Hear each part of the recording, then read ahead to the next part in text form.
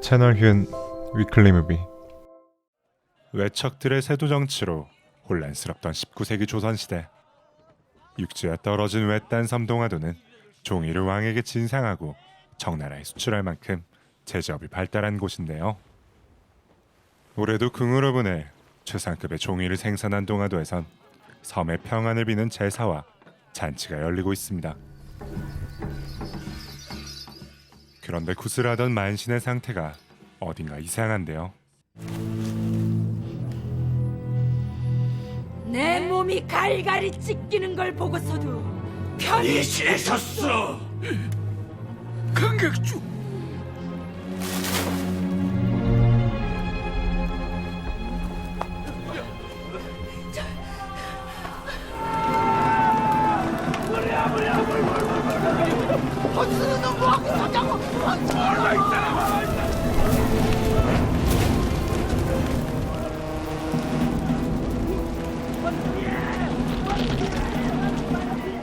그렇게 진상할 종이들이 소실내는 대형 사건이 벌어지면서 한양에서 사건을 조사하기 위해 조사관인 최처사와 원규를 파견합니다.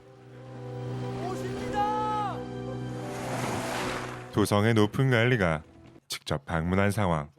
하지만 어쩐지 그들을 맞이하는 인파가 눈에 띄게 적다 싶던 그때, 차사나리께서 오신다는 전가를 받았을 텐데 영접이 이게 뭔가? 오늘 아침 사고가 이곳을 정리하던 자들이 발견했습니다. 이미 죽은 자를 다시 나무에 꽂은 것으로 보입니다. 누군가 원한이 있는 자의 소행 같습니다. 결국 화재 사건을 조사하기 위해 섬에 방문한 원규 일행은 갑자기 일어난 살인 사건을 조사하게 되고, 시체에서는 나무에 꽂힌 자리 이외에 다른 상흔이 나타나질 않았습니다. 독살이란 말인가?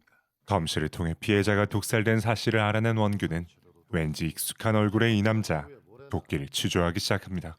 며칠 전 약방에서 쌍난국을 얻어갔다고 들었는데, 신경통이 도져서 구했던 거요. 그럼 남은 약초는 어딨나? 약초가 남아있을 수가 없지. 넌 지난밤 장학수를 그리고 다음 날 유력한 용의자인 도끼를 옥에 가둔 원규는 이제 본격적으로 화재 사건에 대한 조사를 시작하는데요. 조공의 소실로 가장 피해를 보는 이는 누구인가? 제지소의 주인이신 영감마님이실 겁니다. 장학수는 어땠나? 영감께 원한이라도 있었나? 영감마님께서는 누구한테 원성 한번 살 일이 없는 분이십니다. 원한이라면 오히려 학수 그놈이 이게 웬일이십니까? 송구하옵니다, 나리. 고맙네. 홍부장 왔습니다. 들여라.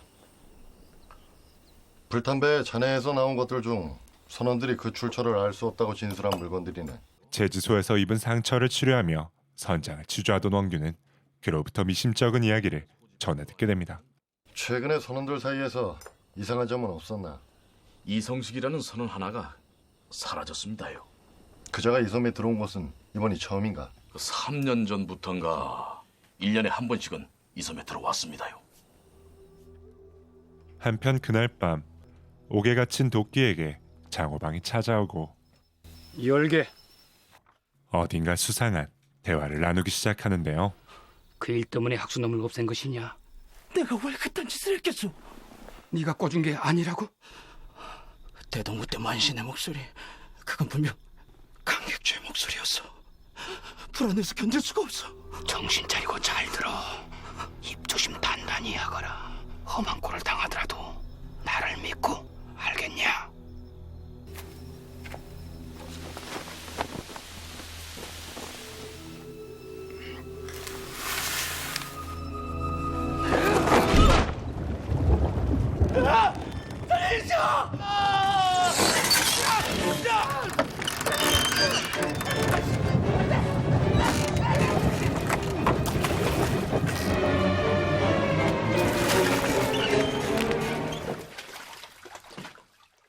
그렇게 장호방이 뜨거운 물에 삶아져 살해당한 다음 날, 우물에선 정체를 알 수 없는 비린내가 나기 시작하고, 비린내가 나지 않느냐? 나으리! 죽은 호방을 보며 겁에 질린 도끼는 원규에게 충격적인 이야기를 털어놓습니다. 대체 무엇을 감추고 있는 건가? 나도 이 섬에서 나가게! 도대체 왜 그러는지 알아야 널 내보내든 말든 할 거 아닌가? 당시 객주였던 강승률이 신분을 알 수 없는 5사람 위에 고발돼서 객주가 천주쟁이임을 알게 된 토포사는 닷새 동안 5가지 방법으로 그 일가를 죽였어. 어린 아들은 죽창에 꽂고 그 딸은 삶아 죽였죠. 객주의 젖은 얼굴에 종이를 발라 죽였고 늙은 애미는 머리가 깨져 죽었어. 그리고 닷새째 강객주는 사지를 찢는 거열을 당해 죽었어. 너도 발고자 중 하나인가? 그럼 나머지 2명이 누군지도 알겠군. 사건이 해결돼야 무트로 나갈 수 있다. 권하의 발구문이 보관돼 있을 거다. 끌고 가라. 다음이 내 차례일지도 모른단 말이에요. 저자의 말이 맞다면 놈은 반드시 저자를 찾아올 것이야. 그리고 도끼의 이야기를 듣고 당시의 자료를 살피던 원규는 사건이 어딘가 석연치 않음을 느끼게 되고 저기 좀 보십시오. 천주쟁이 집안에 부적이 붙어 있습니다. 아마도 강객주 일가는 무고라도 당했다는 건가? 강객주의 일가가 멸문했음에도 여전히 그곳에서 머무르던 두오를 찾아갑니다. 언제부터 강객주로 모셨나? 섬에 들어오기 몇 해 전에 자네 고아로 떠돌던 저를 거두어 주셨습니다. 객주에게 그림을 배웠다고 하던데 대역 주인의 초상을 그리거나 갖고 있는 것 또한 주임을 모르는가? 이것은 압류하겠다. 그런데 너도 강객주가 주인이라 생각하나? 정말로 객주가 천주쟁이였는지를 묻는 거다. 그런 것은 잘 모릅니다.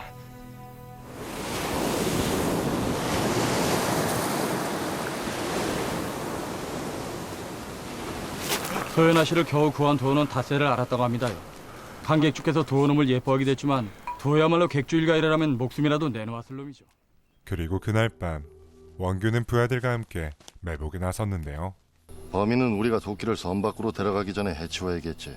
하나, 반드시 매복이 있음을 짐작할 거야. 그럼 놈을 잡기는 그런 것이 아니겠습니까? 대신 도끼는 안전하지 않겠는가? 그리고 우린 도끼를 통해서 범인에게 접근할 수 있으니까 양수 겸장일세.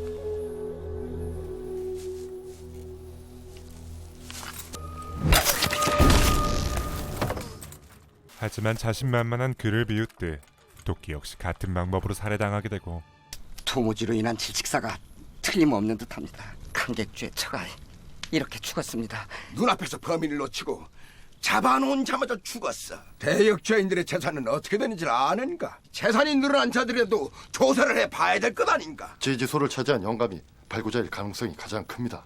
당시 도포사에 대해 알아볼 수 있도록 허락해 주십시오.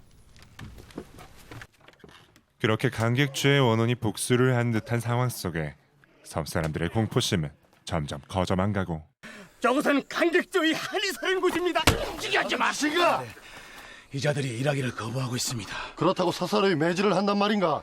제가 명한 일입니다. 계속하라. 아니 그렇게 뜻이 깊고 식견이 높은 분이 어찌 무태 올라가 관직에 오르시지 않으셨습니까? 어지러운 세상에 나가서 탕류에 휩쓸리느니 이곳에나마 섬을 돌보는 것이 낫지요. 그렇다면 당연히 주민들을 예로 대해야 하는 거 아닙니까? 그것도 선춘의 가르침입니까? 그렇습니다. 이 일을 못하겠다고 버티던 자들이 제지소에 붙이려던 것입니다.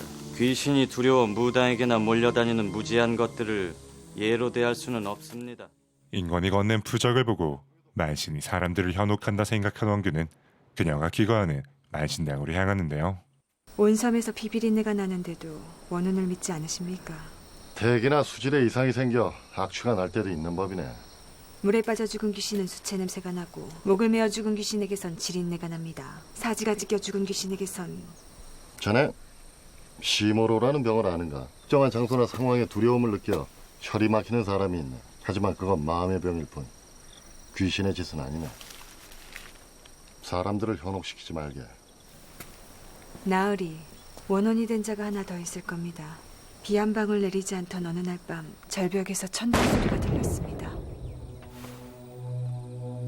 그녀가 들은 천둥 소리, 그것이 총성일 수 있다 생각한 원규는 수색 끝에 시체 한 구를 찾아내게 됩니다. 내려. 상처의 크기가 작은 것으로 보아 수발총입니다. 이 옷은 이성식의 옷이 맞는데? 그럼 이성식이가 여자였단 말인가?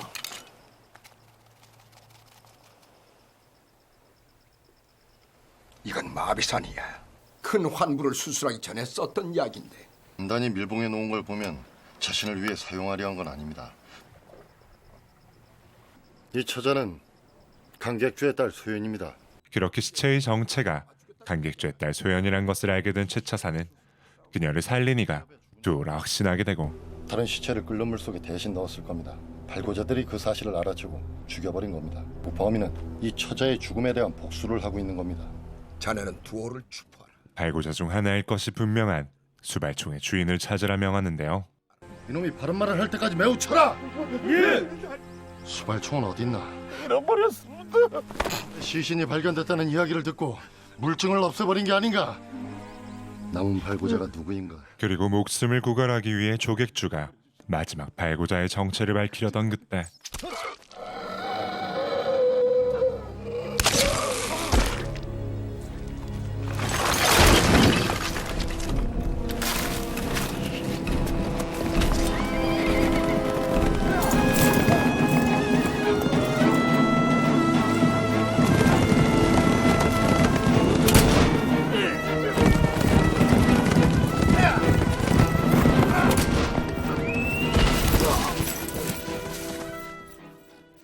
결국 네 번째 발고자마저 강객주 때와 같은 방법으로 살해당하자 원규는 마지막 살해 방법인 거열을 막기 위해 섬의 모든 우마를 압류합니다.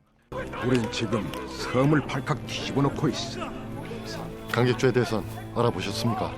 굉장히 존경받던 인물이었더구만. 주민들에게 준 빚도 대부분 초기의 정착금으로, 그것도 저리로 빌려준 돈이었다고 하네. 어찌 주민 모두가 외면했는지 모르겠습니다. 나서기가 두려웠겠지. 더구나 모두들 빚이 있었으니 그 빚을 탕감받으려는 욕심도 있었을 테. 토포사 또한 문제가 있습니다. 공적에 대한 욕심이거나 분명 사적인 이익 때문이었을지도 모릅니다.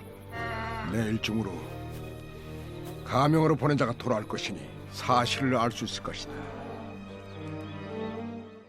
그렇게 채차사를 통해 강객주와 섬사람들의 관계를 알게 된 그는 우연히 범인의 방화 방법과 목적을 깨닫게 되고 범인은 선적들 함에 미리 불이 붙은 등잔을 넣어두었는데 처음에는 등잔의 무게가 추의 무게보다 컸습니다. 하지만 심지가 타면서 점점 기름이 사라지기 시작했고 발화가 된 것입니다. 불을 지른 이유는 발고자 중 하나인 호방을 섬으로 불러들이기 위해서인 듯합니다.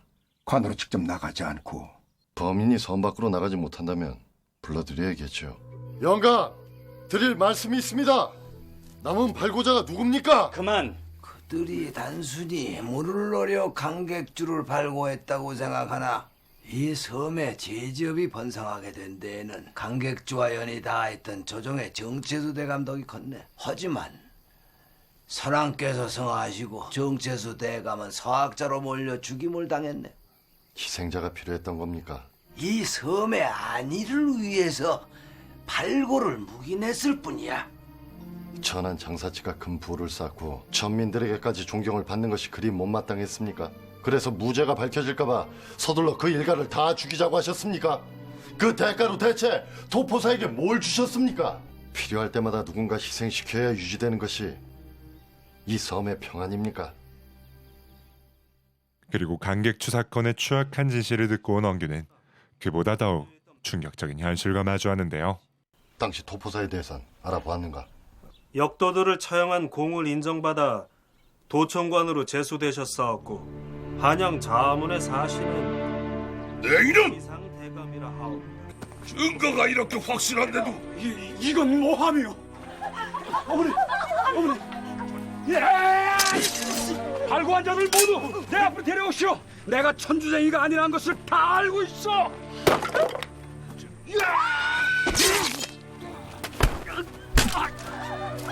어명을 받던 관속을 해친 그 강도도한 놈이다. 그 일가를 처형하여 세상에 볼을 세우리라.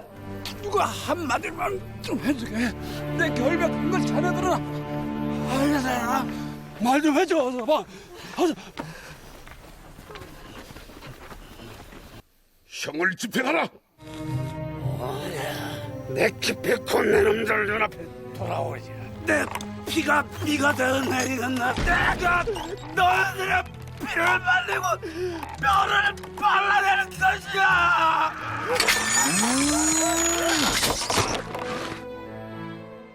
사대부로서의 청렴과 백성에 대한 자비를 가르치던 아비가 공적을 목적으로 한 일가를 몰살시킨 것을 알게 된 원규가 큰 충격을 받고 있던 그때 유력한 용의자로 지목된 두오는 인권을 습격하고 있었는데요. 죽어.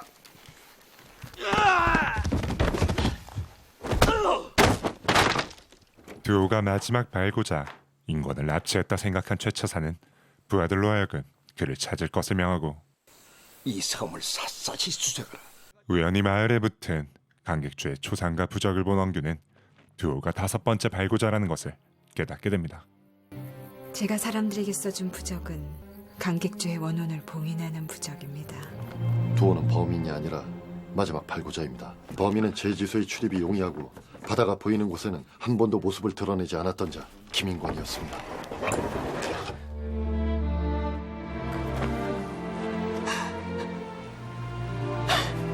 바다에 대한 시모로가 있는 자는 배를 탈 수도 없고 심한 경우 바다를 볼 수조차 없습니다. 김인권은 바다에 대한 시모로였던 것입니다. 소윤의 집에서 마비산이 나온 것도 바로 이 때문일 겁니다. 그자에게는 말이 한 마리뿐이고 나머지는 우리가 지키고 있지 않나. 제지소에서라면 산악에 능한 김인권이 마수 없이도 충분히 거열할 수 있습니다. 여인에 대한 금수의 욕정이 은인을 물어 죽일 만큼 큰 것이었더냐?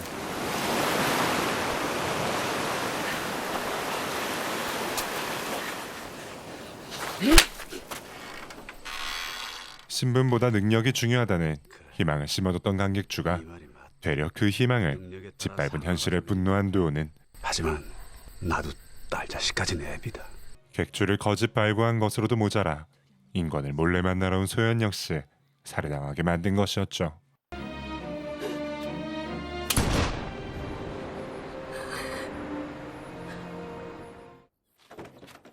한편 일련의 사실을 보고한 그에게 최차사는 사건을 조용히 덮자 말하고 자네의 암내가 가문을 생각하게. 장수의 명예는 목숨보다 중하다 하지 않으셨습니까? 진실을 밝히는 것이 아버지의 죄를 속죄하는 것이라 생각한 원규는 인권을 만나 여기서 멈출 것을 권유합니다. 네 놈의 애비가 저지른 일을 내가 수습하는 것뿐이다. 돈 때문에 객주를 외면했던 섬 주민들은 다 어쩌자는 거예요? 객주께서 마무리하실 거다. 사사로운 복수를 원혼의 탓으로 돌리지 마시오. 저놈은 살아서 이 섬을 나가지 못해. 나가서 7년 전 일을 밝히시오. 내가 돕겠소. 네 놈의 애비가 입신양명을 위해서 버린 게 무엇인지 아나? 부끄러움을 모르는 자가 사람인가? 그 입 닥쳐! 짐승이다. 네 애비처럼 평생 칼로 부끄러움을 덮고 살아라.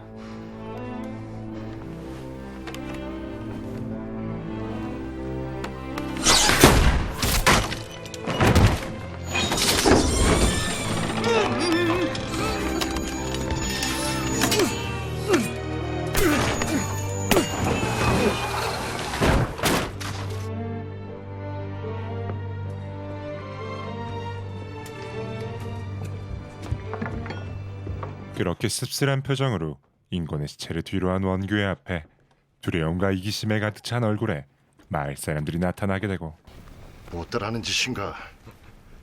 두오를 저희들에게 넘겨주십시오. 정작 객주가 모함을 받았을 때는 돈 몇 푼 때문에 외면했던 자들이 데려가라. 예.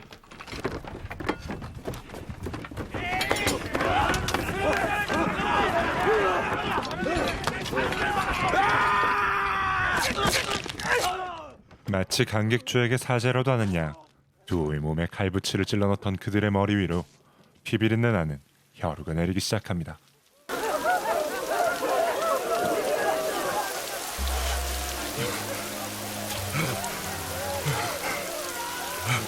김치성 영감이 살아있어! 김치성 대장을 죽이라 말마다!